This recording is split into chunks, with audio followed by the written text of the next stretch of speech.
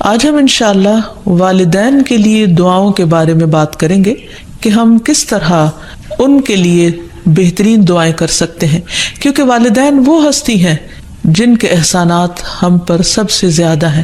ان کے احسانات کا بدلہ ہم چکا نہیں سکتے، لیکن ہاں ایک صورت ہے کہ ہم ان کے لیے زیادہ سے زیادہ دعائیں کریں، خصوصاً اس وقت جب وہ دنیا سے جا چکے ہوں اور ہم ان کے لیے کسی قسم کی کوئی جسمانی خدمت یا مالی خدمت یا کسی اور طریقے سے کوئی مدد ان کی نہ کر سکتے ہوں۔ اللہ سبحانہ وتعالیٰ کو دعا کرنا بہت پسند ہے۔ اللہ تعالیٰ فرماتے ہیں وَقَالَ رَبُّكُمُ ادْعُونِي أَسْتَجِبْ لَكُمْ، اور تمہارے رب نے فرمایا کہ مجھ سے دعا کرو، میں تمہاری دعا قبول کروں گا۔ تو اللہ سبحانہ وتعالیٰ نے خود ہمیں حکم دیا ہے کہ مجھ سے مانگو، تو ہمیں اللہ سبحانہ وتعالیٰ کی اطاعت کرتے ہوئے مانگتے رہنا چاہیے۔ اور ویسے بھی ایک اور آیت میں آتا ہے وَإِذَا سَأَلَكَ عِبَادِي عَنِّي، اور جب آپ سے میرے بندے میرے بارے میں پوچھیں، یعنی اللہ سبحانہ وتعالیٰ کے بارے میں کہ ہمارا رب کہاں ہے، ہم اس سے کیسے دعا کریں، تو آپ ان کو بتائیے فَإِنِّي قریب، میں تو قریب ہوں، بہت قریب، دور نہیں ہوں، بیچ میں کسی اور کو لانے کی ضرورت ہی نہیں، سب سے زیادہ تو میں ہی تمہارے قریب ہوں۔ اجیب دعوت الداعی اذا دعانی، میں پکارنے والے کی پکار کا جواب دیتا ہوں جب بھی وہ مجھے پکارتا ہے، دن کو پکارتا ہے یا رات کو پکارتا ہے، غم میں پکارتا ہے یا غصے میں پکارتا ہے، بھوک میں پکارتا ہے یا بیماری میں پکارتا ہے، جب بھی پکارتا ہے میں اس کی پکار سنتا ہوں۔ تب اس کو کیا چاہیے کہ فَلْيَسْتَجِيبُوا لِي، چاہیے کہ وہ بھی میری بات مانے، یعنی اگر وہ چاہتے ہیں کہ ان کی دعائیں سنی جائیں تو انہیں میری اطاعت کرنی چاہیے۔ وَلْيُؤْمِنُوا بِي، اور چاہیے کہ مجھ پر ایمان لائیں، مجھ پر اعتماد کریں، مجھے اپنا رب مان لیں، لعلہم یرشدون، شاید کہ وہ سیدھی راہ پائیں، ان کو صحیح راستہ مل جائے۔ ہوتا یہ ہے کہ جب انسان کی زندگی میں کوئی مشکل آتی ہے تو اس کے پیچھے کوئی مقصد ہوتا ہے، کوئی حکمت ہوتی ہے۔ اللہ سبحانہ تعالیٰ اپنے بندے کو اپنے اور قریب کرنا چاہتا ہے، اس لیے وہ اس کو کسی نہ کسی ایسے دکھ، تکلیف یا پریشانی میں مبتلا کر دیتا ہے تاکہ بندہ اپنے رب کی طرف رجوع کرے، اس مشکل پر صبر کر کے اجر پائے، اللہ تعالیٰ کی طرف رجوع کر کے اور زیادہ دعا مانگے، کیونکہ دعا عبادت ہے، الدعاء هو العبادہ، اللہ سبحانہ تعالیٰ کے نزدیک نہایت پسندیدہ، اس لیے ہمیں کثرت سے پکارتے رہنا چاہیے۔ اور جب بھی ہم دعا مانگے تو اس سے پہلے اللہ تعالیٰ کی حمد و ثنا ضرور بیان کرے۔ ایک حدیث میں آتا ہے عبداللہ بن مسعود رضی اللہ عنہ کہتے ہیں کہ میں نماز پڑھ رہا تھا اور نبی صلی اللہ علیہ وسلم، ابو بکر اور عمر ایک ساتھ تھے۔ جب میں بیٹھا تو اللہ تعالیٰ کی حمد و ثنا بیان کی، پھر نبی صلی اللہ علیہ وسلم پر درود بھیجا، پھر اپنے لیے دعا کی تو نبی صلی اللہ علیہ وسلم نے فرمایا مانگو عطا کیا جائے گا، مانگو عطا کیا جائے گا۔ تو اس سے پتہ یہ چلتا ہے کہ دعا سے پہلے اللہ تعالیٰ کی حمد و ثنا بیان کرنا ضروری ہے۔ اللہ تعالیٰ کی حمد و ثنا کے بے پناہ کلمات ہیں، لیکن آج ہم ان کلمات میں سے ایک کلمہ جو اللہ تعالیٰ کو بے حد محبوب ہے وہ آپ کو بتاتے ہیں، جو نماز کے آغاز میں بھی پڑھا جاتا ہے، اور نماز کے علاوہ بھی اگر اللہ تعالیٰ کی حمد و ثنا کرنا ہو تو اس دعا کو پڑھ سکتے ہیں۔ سبحانک اللہم و بحمدک و تبارک اسمک و تعالی جدک و لا الہ غیرک، اے اللہ تو پاک ہے اپنی تعریف کے ساتھ، تیرا نام بڑا ہی برکت والا ہے، تیری بزرگی بلند و برتر ہے، تیرے علاوہ کوئی بھی الہ نہیں ہے۔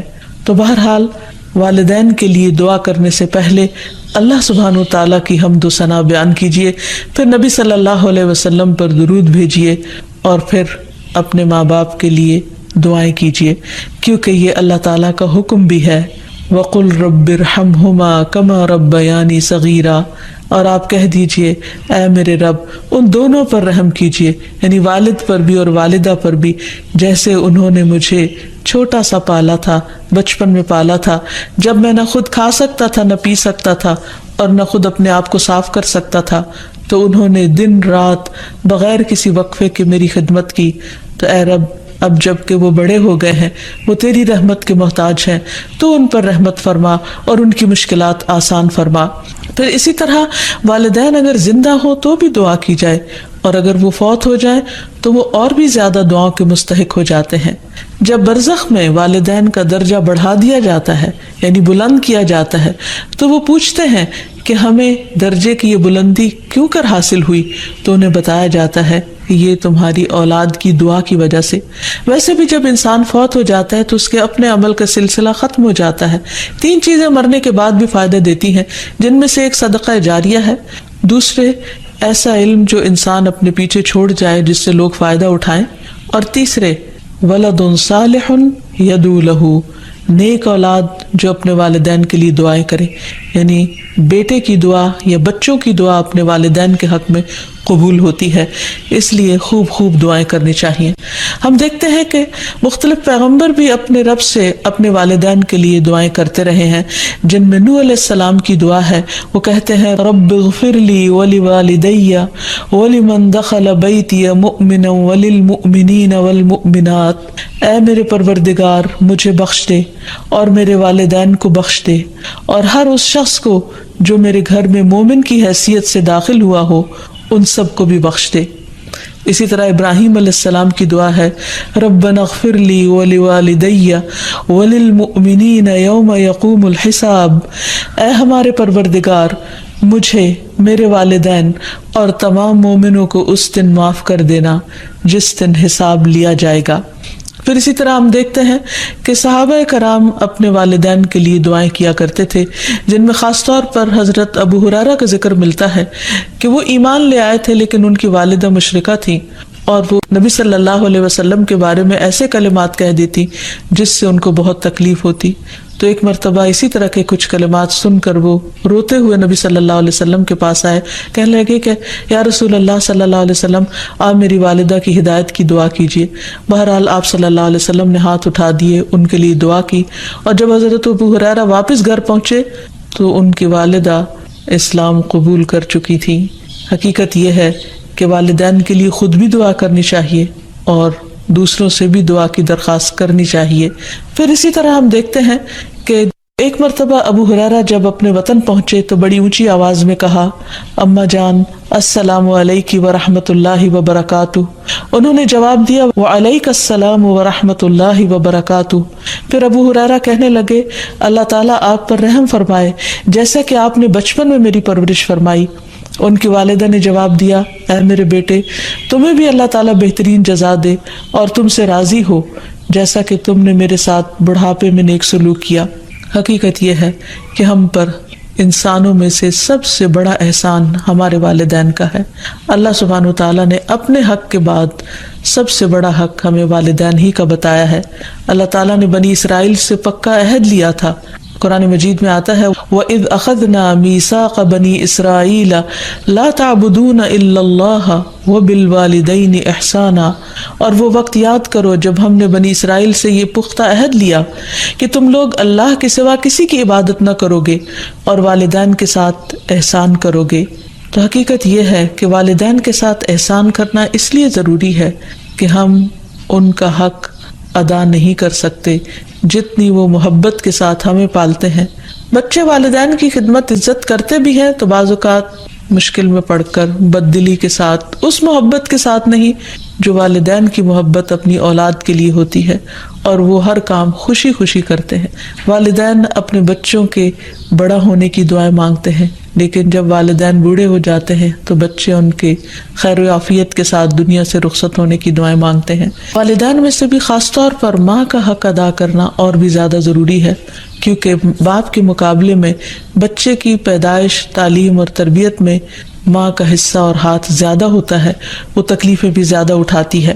اور والدین کے لیے دعائیں کرنے کے ساتھ ساتھ ان کے ساتھ ادب اور احترام کا سلوک بھی کرنا چاہیے، خواہ وہ مسلمان نہ بھی ہوں، خواہ وہ اللہ تعالیٰ کے فرما بردار نہ بھی ہوں۔ اس سلسلے میں ہم دیکھتے ہیں کہ حضرت اسما کی والدہ ان کے پاس آئیں جو کہ ابھی اسلام قبول نہیں کی تھی، تو وہ نبی صلی اللہ علیہ وسلم کی خدمت میں حاضر ہوئیں اور پوچھا کہ میری والدہ میرے پاس آئی ہیں اور بہت رغبت کے ساتھ مجھ سے ملنا چاہتی ہیں، تو کیا میں ان سے مل سکتی ہوں؟ ان کی مدد کر سکتی ہوں تو آپ نے فرمایا تھا صلی امکی، تم اپنی ماں کے ساتھ صلہ رحمی کرو۔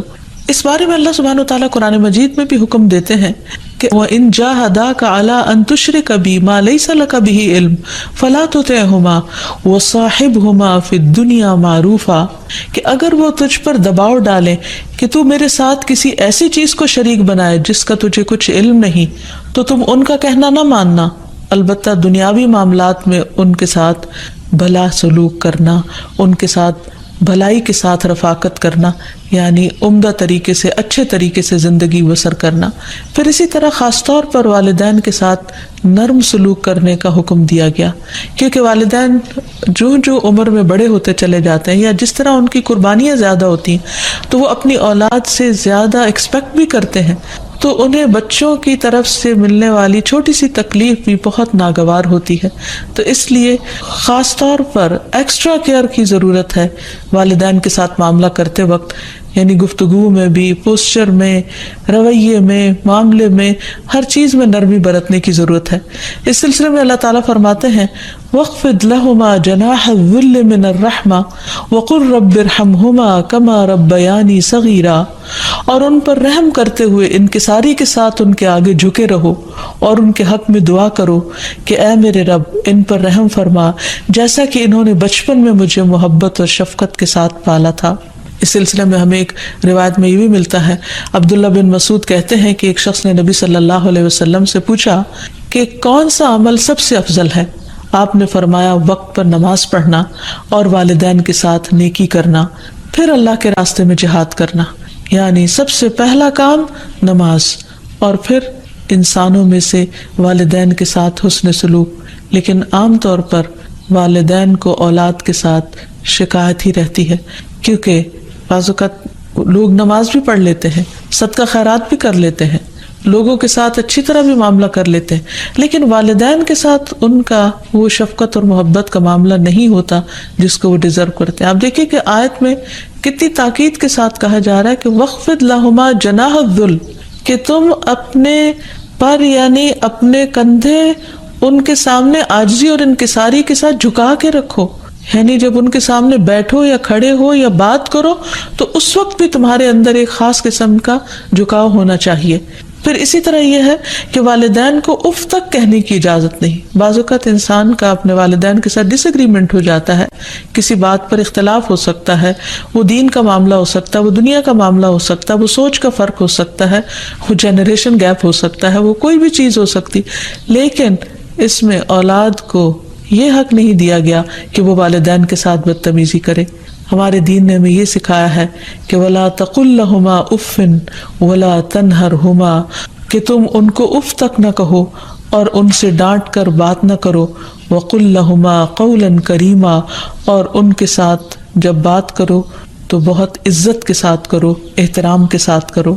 پھر اسی طرح ان کے ساتھ سختی سے بات نہ کی جائے، ان کا نافرمان نہ بنا جائے، جیسے اللہ سبحانہ وتعالیٰ نے یحییٰ علیہ السلام کو یہ حکم دیا تھا یا یحییٰ خذ الکتاب بقوہ وآتیناہ الحکم صبیا وحنانا من لدنا وزکاة وکان تقیا وبرا بوالدیہ ولم یکن جبارا عصیا۔ اللہ تعالیٰ نے یحییٰ علیہ السلام کو بچپن میں ہی حکم دیا کہ اے یحییٰ کتاب کو یعنی تورات کو مضبوطی سے پکڑ لو، اس پر مضبوطی سے عمل پیرا ہو جاؤ، اور ہم نے اسے بچپن میں ہی قوت فیصلہ عطا کی، اور ہم نے اسے اپنی مہربانی سے نرم دل اور پاک سیرت بنایا، اور وہ فی الواقع پرہیزگار تھے اور اپنے والدین سے ہمیشہ اچھا سلوک کرتے تھے۔ یہ قرآن مجید کی گواہی، اور کسی وقت بھی جابر اور نافرمان نہ ہوئے، یعنی انہوں نے کبھی بھی اپنے والدین کے ساتھ بدتمیزی نہیں کی، سختی نہیں کی، بد اخلاقی نہیں کی۔ پھر اسی طرح والدین کی نافرمانی کو حرام بھی قرار دیا گیا۔ حدیث میں آتا ہے کہ ان اللہ حرم علیکم عقوق الامہات، اللہ نے تم پر ماؤں کی نافرمانی کو حرام قرار دیا ہے۔ پھر اسی طرح ایک اور حدیث میں آتا ہے کہ اللہ تعالیٰ کی رضامندی باپ کی رضامندی میں ہے اور اللہ کی ناراضگی باپ کی ناراضگی میں ہے، اس لیے والد کا حق ادا کرنا بھی ماں کے ساتھ ساتھ بہت ضروری ہے، اور والدین کا حق ادا نہ کرنا کبیرہ گناہوں میں شمار ہوتا ہے، اور کبیرہ گناہ وہ ہیں کہ جن پر اگر انسان توبہ کیے بغیر مر گیا تو قیامت کے دن سخت پکڑ ہوگی۔ اور اسی طرح والدین کو رلانا بھی کبیرہ گناہ ہے، ان کو گالی دینا کبیرہ گناہ ہے۔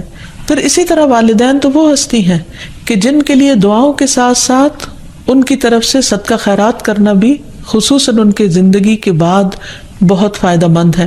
انسان کو اگر زندگی میں کچھ مشکل پیش آئے، اپنے بچوں کی طرف سے کوئی پریشانی ہو، یا اپنی صحت کی طرف سے، یا کاروبار اور روزگار میں اگر کوئی پریشانی ہو، تو اس وقت انسان کو اپنے والدین کے ساتھ حسن سلوک کرنا چاہیے۔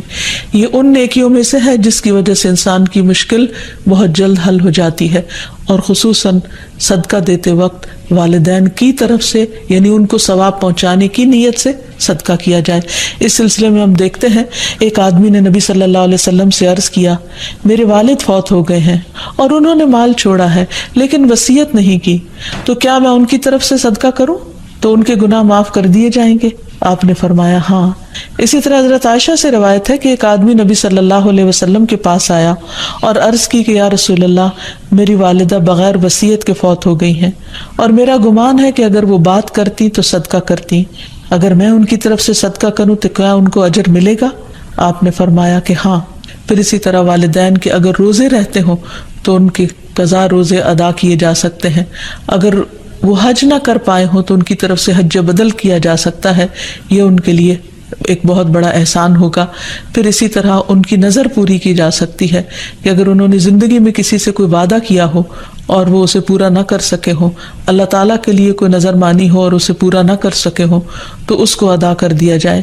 تو خلاصہ یہ ہے کہ انسان اپنے والدین کے ساتھ جو احسان کر سکتا ہے، اس میں جب وہ زندہ ہوں تو ان کا دل خوش کرے، ان کی خدمت کرے، ان پر اپنا مال خرچ کرے، ان کی اطاعت اور فرما برداری کرے، خواہ وہ اللہ کے فرما بردار ہوں یا نہ ہوں، ان کے ساتھ حسن سلوک کرتا رہے۔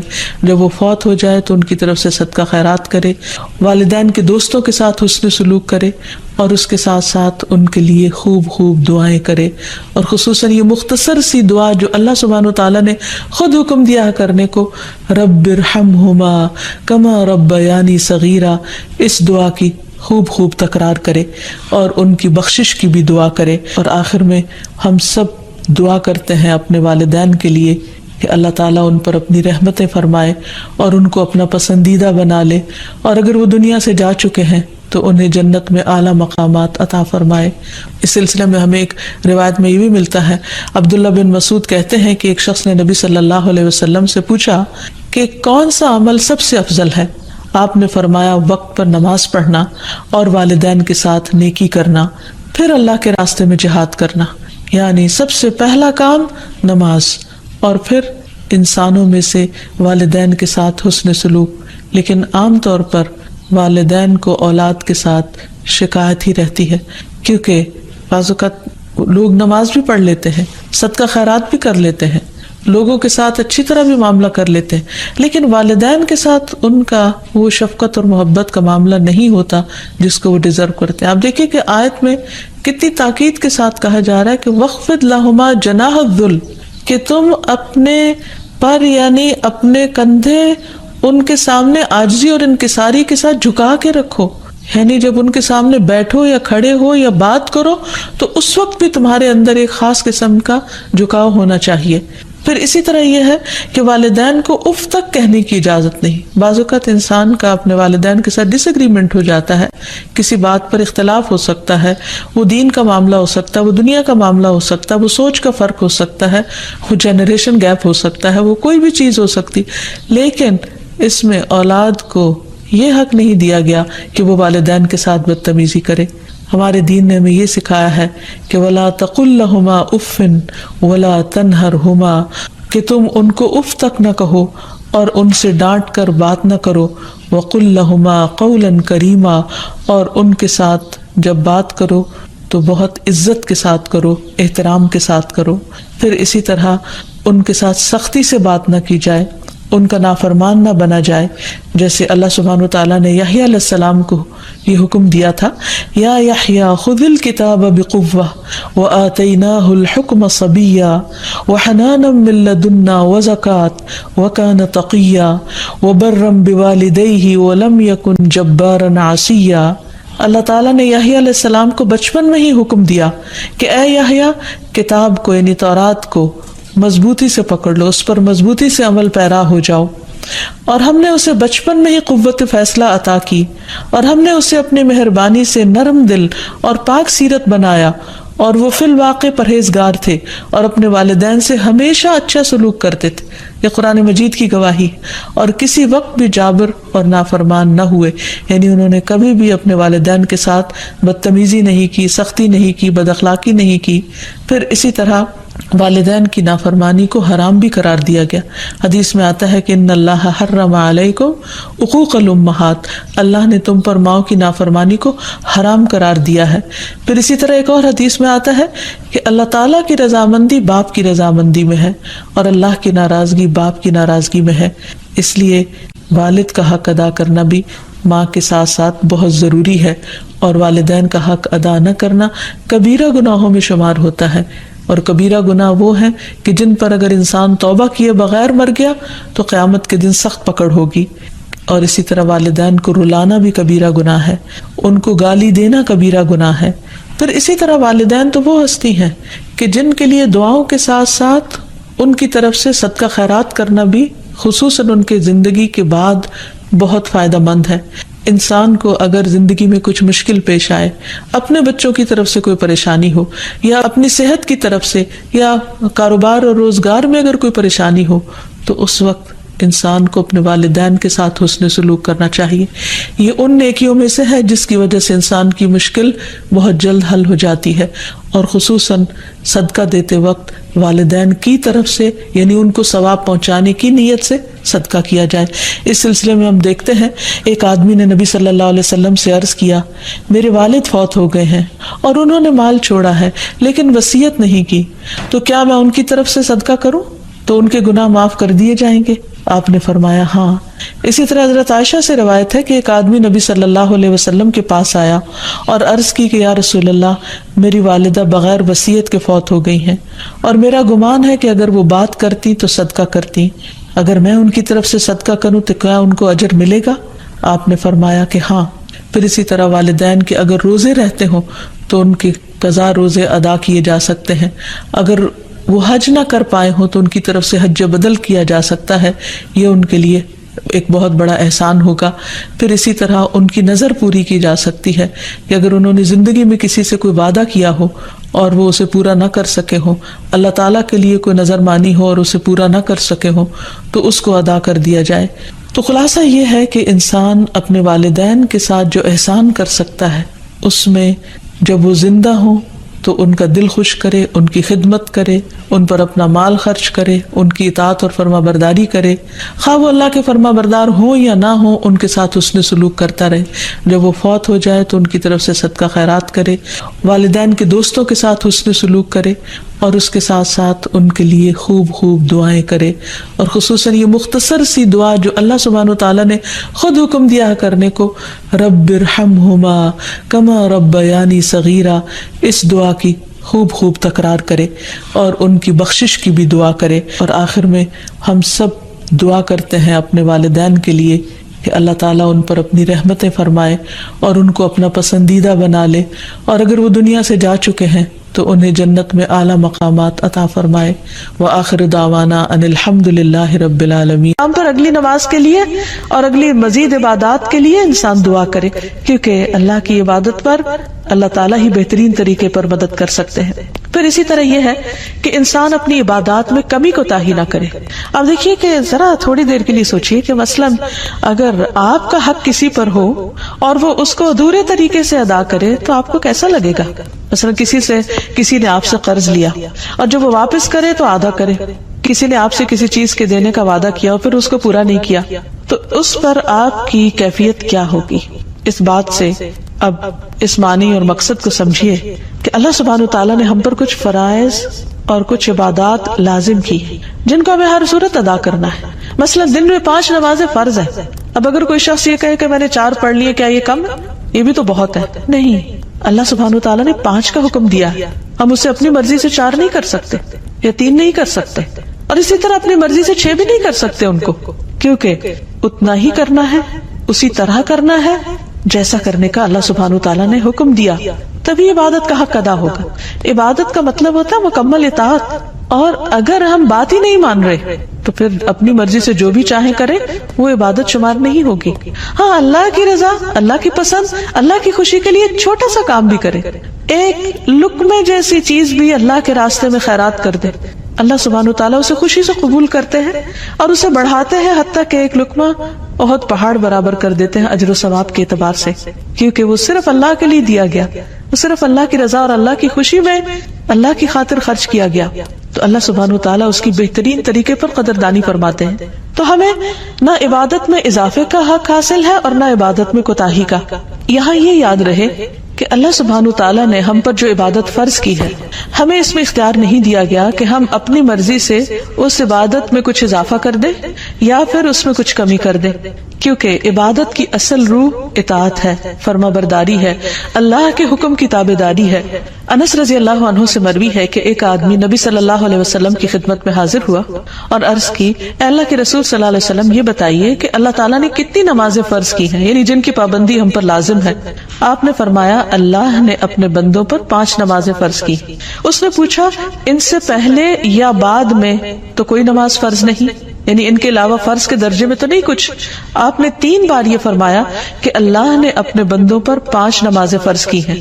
اس پر وہ کہنے لگا، اس ذات کی قسم جس نے آپ کو حق کے ساتھ بھیجا ہے، میں اس میں کسی قسم کی کمی یا زیادتی نہیں کروں گا، یعنی 5 سے کم 4 بھی نہیں پڑھوں گا اور 5 سے زیادہ 6 بھی نہیں پڑھوں گا، بس اتنی ہی پڑھوں گا جتنی اللہ تعالیٰ نے مجھ پر فرض کی ہے. تو نبی صلی اللہ علیہ وسلم نے فرمایا، اگر یہ شخص سچا رہا، یعنی جو یہ کہہ رہا ہے اس نے ایسا ہی کیا، تو یہ جنت میں داخل ہوگا. عبادت کے سلسلے میں ایک اور بات یہ یاد رہے کہ عبادت میں شدت اور خود پسندی نہیں ہونی چاہیے، کیونکہ عبادت اللہ تعالیٰ کا حق ہے. نبی صلی اللہ علیہ وسلم نے فرمایا، ایک قوم ایسی آئے گی جو عبادت کرے گی حتیٰ کہ لوگ ان کی عبادت کی کثرت پر تعجب کریں گے، بڑے حیران ہوں گے کہ اتنے عبادت گزار ہیں، لیکن وہ اس عبادت کی وجہ سے خود پسندی کا شکار ہو جائیں گے، اپنے آپ کو بڑی چیز سمجھنے لگیں گے کہ ہم بہت نیک ہیں. وہ لوگ دین سے اس طرح نکل جائیں گے جیسے تیر شکار سے نکل جاتا ہے، کیونکہ اللہ تعالیٰ کو ایسی عبادت کی ضرورت نہیں. عبادت ہے دراصل اللہ کا حق، اللہ کو خوش کرنے کے لیے کرنا ہے، نہ کہ بندوں کو دکھانے کے لیے یا بندوں کے سامنے نیک بننے کے لیے. تو جس بندے کے اندر عبادت کا ذوق آ جائے وہ اللہ سبحانہ تعالیٰ کو پسند نہیں. ابلیس کے ساتھ کیا معاملہ ہوا تھا؟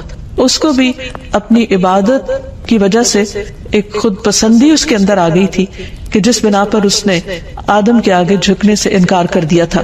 تو یاد رکھیے کہ جب ہم لا الہ الا اللہ کہتے ہیں تو پھر صرف اللہ کو ہی عبادت کے لائق مانتے ہیں، کسی اور آبجیکٹ کو نہیں، اور حتیٰ کہ اپنے نفس کو بھی نہیں، کیونکہ اس زمین پر جن معبودوں کی پیروی ہوتی ہے ان میں سے سب سے زیادہ پیروی ہم اپنے ہی نفس کی کر رہے ہوتے ہیں، اپنے دل کی خواہشات کی.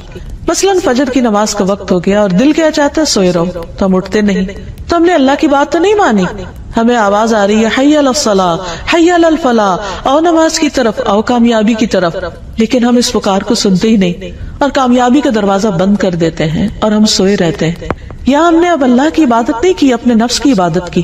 اسی طرح زندگی کے کسی بھی اور کام، کسی جاب، کسی مشغلے، کسی بھی پسند کی چیز میں مشغول ہو کر، خواہ کتنی ہی دنیاوی اعتبار سے شدید ضرورت کے کام میں بھی مصروف ہو کر اگر انسان اللہ کو بھلا دیتا ہے تو یہ دراصل اپنے آپ پر ہی ظلم کرتا ہے، اور یہ لا الہ الا اللہ کے منافی ہے.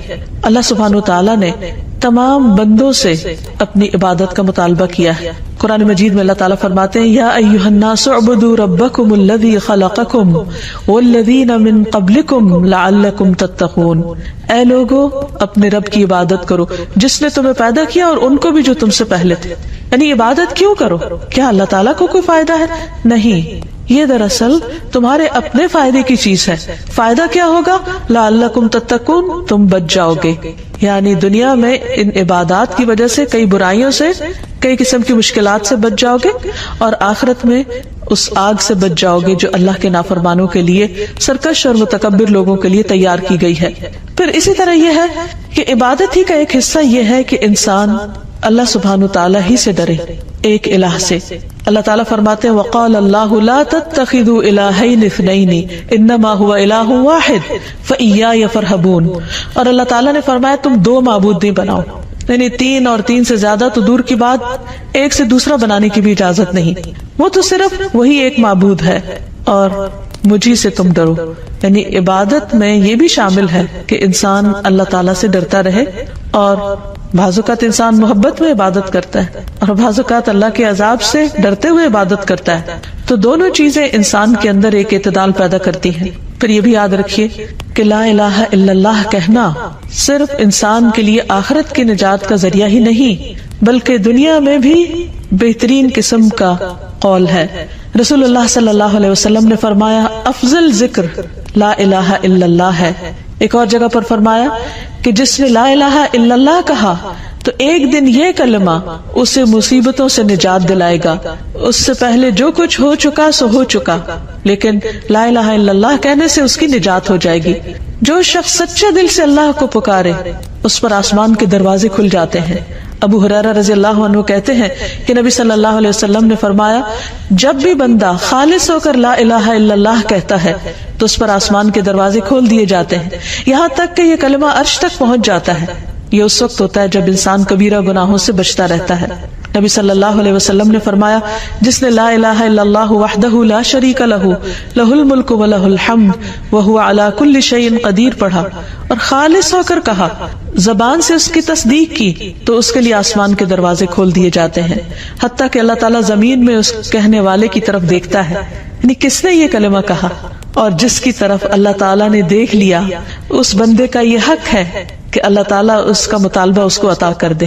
اسی لیے نبی صلی اللہ علیہ وسلم نے یہ بہت ہی خوبصورت بات ہمیں بتائی کہ عرفہ کے دن کی بہترین دعا جو تمام انبیاء نے مانگی وہ ہے لا الہ الا اللہ وحدہ لا شریک لہ لہ الملک و لہ الحمد وہو علی کل شیء قدیر۔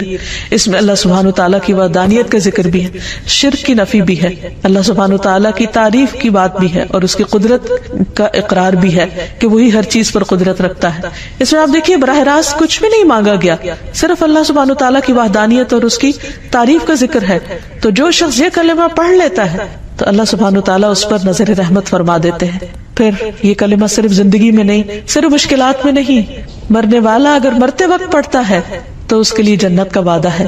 رسول اللہ صلی اللہ علیہ وسلم نے فرمایا اپنے مرنے والوں کو لا الہ الا اللہ کی تلقین کیا کرو، کیونکہ اس کلمے پہ موت آنے پر جنت میں داخلہ اور جہنم حرام کر دی جاتی ہے۔ یہ کلمہ اللہ کے ہاں حجت بنتا ہے، نبی صلی اللہ علیہ وسلم کی شفاعت کا ذریعہ ہے، اور اس کلمے کا وزن ہر چیز سے زیادہ ہے۔ نوف رضی اللہ عنہ کہتے ہیں کہ اگر آسمان و زمین اور ان کے درمیان کی تمام چیزوں کو ترازو کے ایک پلڑے میں رکھ دیا جائے اور دوسرے پلڑے میں صرف لا الہ الا اللہ رکھ دیا جائے تو وہ دوسرا پلڑا جھک جائے گا۔ اسی لیے اگر کسی شخص نے سچے دل سے لا الہ الا اللہ پڑھا ہو اور ہر شرک سے نفی کی ہو تو قیامت کے دن یہی ایک کلمہ اس کی نجات کا ذریعہ بن جائے گا، اور اگر کوئی اپنے گناہوں کی وجہ سے دوزخ کی آگ میں گیا بھی تو اس لا الہ الا اللہ کی وجہ سے اس کو وہاں سے بالآخر نکال لیا جائے گا، خواہ اس نے بڑے بڑے گناہ کیے ہوں، لیکن ان گناہوں کی سزا بھگتنے کے بعد یہ کلمہ اس کی نجات کا ذریعہ بنے گا۔ تو حقیقت یہ ہے کہ اللہ سبحانہ وتعالیٰ کا یہ نام یعنی الالہ، اس کے ساتھ جب اللہ کو پکارا جاتا ہے تو انسان کی دعا قبول ہوتی۔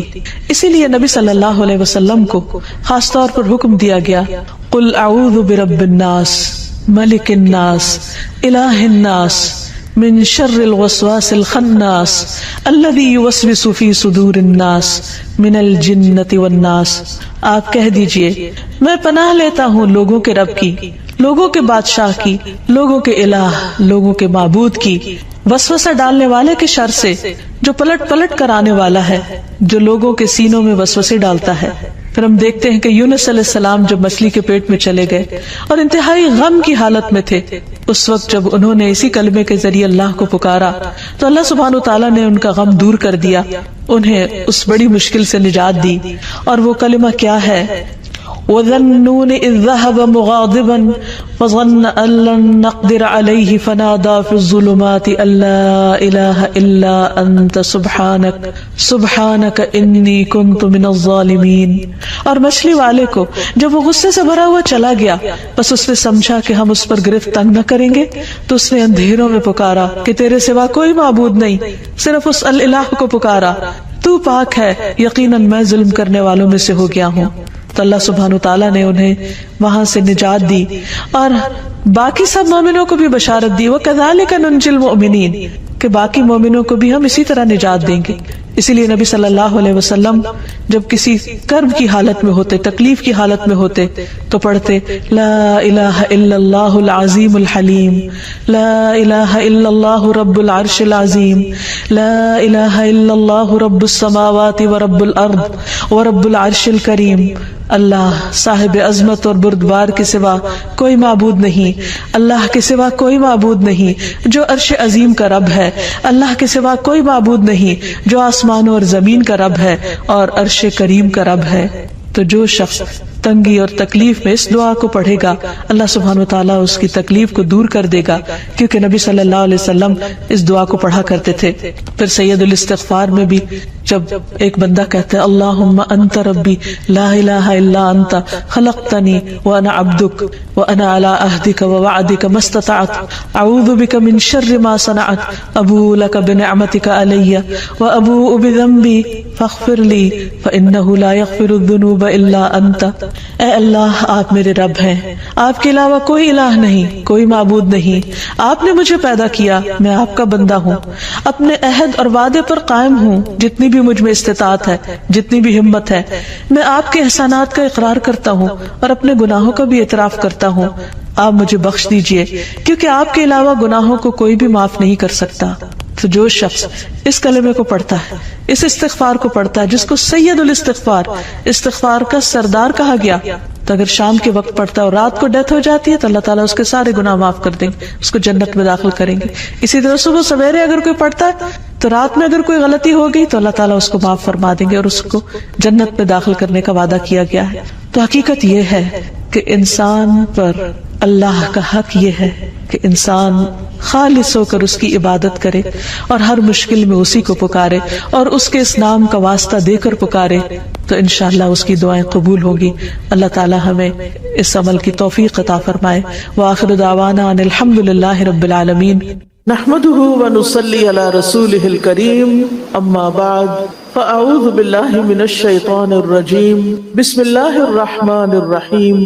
رب اشرح لي صدري ويسر لي امري واحلل عقدة من لساني يفقهوا قولي. قرآن مجید میں اللہ سبحانہ وتعالی فرماتے ہیں والعصر ان الانسان لفی خسر الا الذين آمنوا وعملوا الصالحات وتواصوا بالحق وتواصوا بالصبر.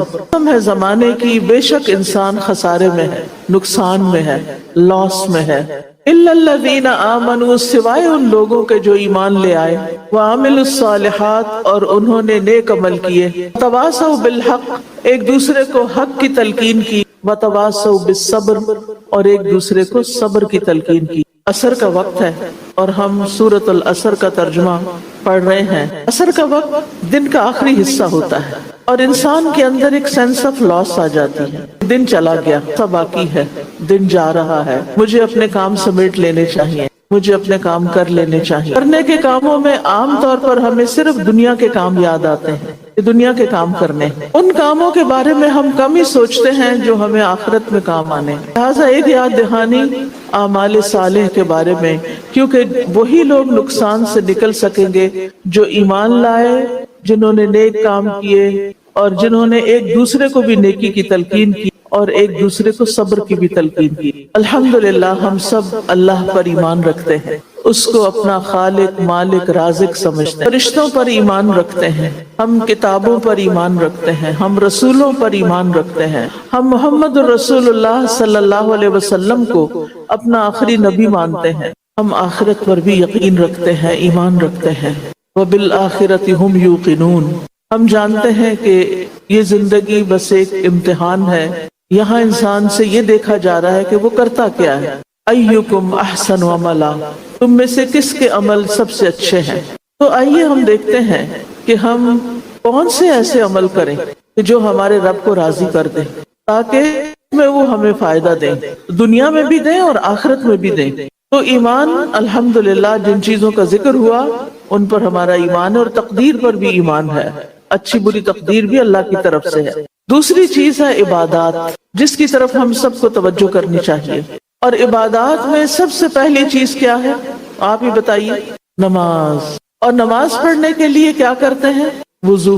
نماز پڑھنے کی کچھ شرائط ہے نا کہ اس کے لیے ہمارا جسم بھی پاک ہونا چاہیے، ہمارے کپڑے بھی پاک ہونے چاہیے، جس جگہ ہم نماز پڑھ رہے ہیں وہ جگہ بھی پاک ہونی چاہیے، اور نماز کا وقت بھی ہونا چاہیے. نہ وقت سے پہلے قبول ہوتی ہے اور نہ بعد میں. تو نماز اپنے وقت پر پڑھی جائے، بلا وجہ تاخیر نہ کی جائے، بلکہ جب نماز کا وقت داخل ہو جائے تو ہماری فکر یہی ہونی چاہیے کہ ہم نماز ادا کر لیں. نماز پڑھنے کے لیے جو پاکیزگی کی شرائط ہیں ان میں سے ایک اہم شرط باوضو ہونا ہے. کیا آپ کو معلوم ہے کہ وضو کرنے کا کیا فائدہ ہے؟ وضو کرنے سے کیا ہوتا ہے؟ سوچئے ذرا. وضو کرنے سے جہاں ہمارے ہاتھ، پاؤں ان سب چیزوں سے میل دور ہوتی ہے، وہیں ہمارے گناہ بھی جھڑتے ہیں. حضرت عثمان بن عفان رضی اللہ عنہ سے مروی ہے کہ رسول اللہ صلی اللہ علیہ وسلم نے فرمایا، جس نے وضو کیا اور خوب اچھی طرح کیا. اچھی طرح کا مطلب یہ ہے کہ مل کے، دلک کہتے ہیں اس کو عربی میں، یعنی صرف یہ نہیں کرنا چاہیے کہ ٹیپ کھول کے ہاتھ آگے پیچھے کر دیں، نہ، ہاتھوں کو ملے، سستی نہ کریں. اور آپ دیکھیں کہ جب آپ اپنے ہاتھوں سے اپنے آپ کو ملتے ہیں تو آپ کی سرکولیشن بھی ہو رہی ہوتی ہے، آپ اچھا فیل کرتے ہیں، کیونکہ آپ کے ہاتھوں میں سارے جسم کے کنیکٹرز ہیں.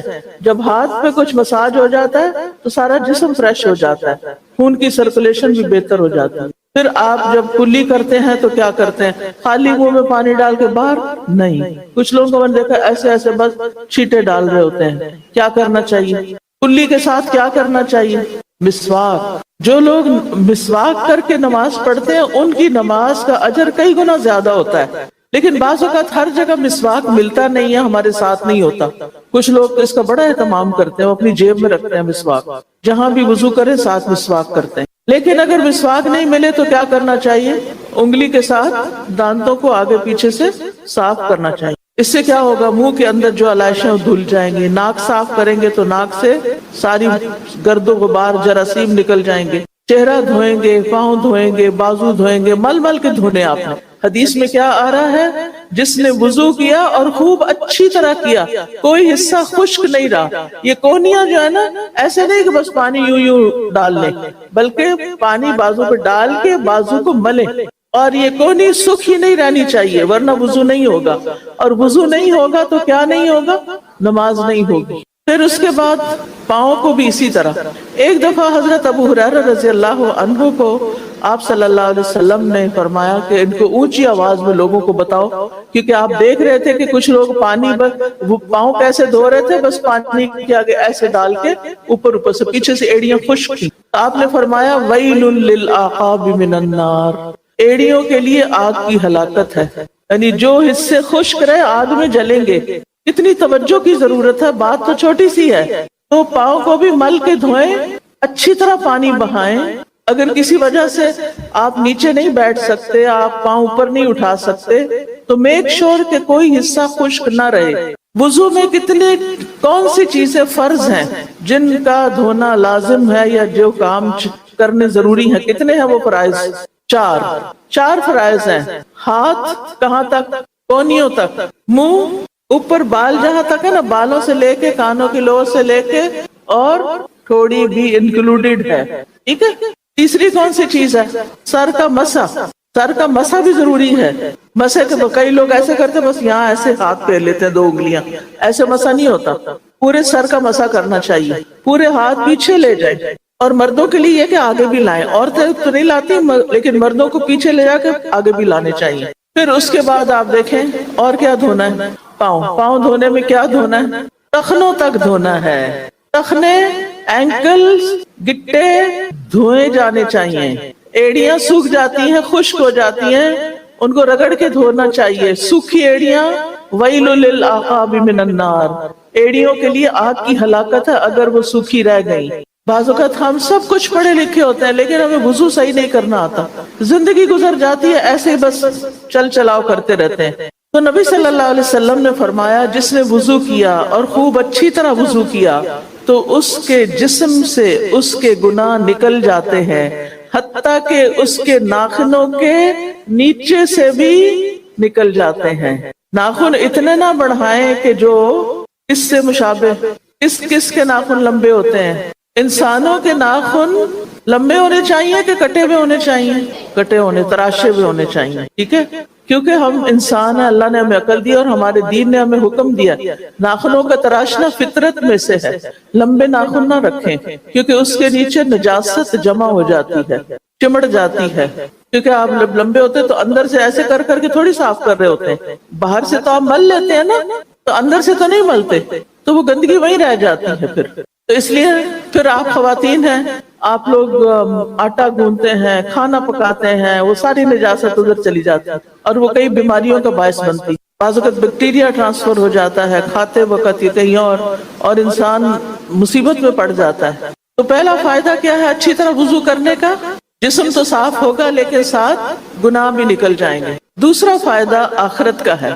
رسول اللہ صلی اللہ علیہ وسلم نے فرمایا میری امت کے لوگ قیامت کے دن بلائے جائیں گے جبکہ وضو کے نشانات کی وجہ سے ان کی پیشانیاں اور ہاتھ پاؤں چمک رہے ہوں گے، تو جو کوئی تم میں سے اپنی چمک بڑھانا چاہے اسے بڑھا لے۔ قیامت کے دن اندھیرا ہوگا، آپ کی امت چونکہ وضو کرتی ہے تو ان کے یہ بازو بھی چمک رہے ہوں گے، ان کے چہرے بھی چمک رہے ہوں گے،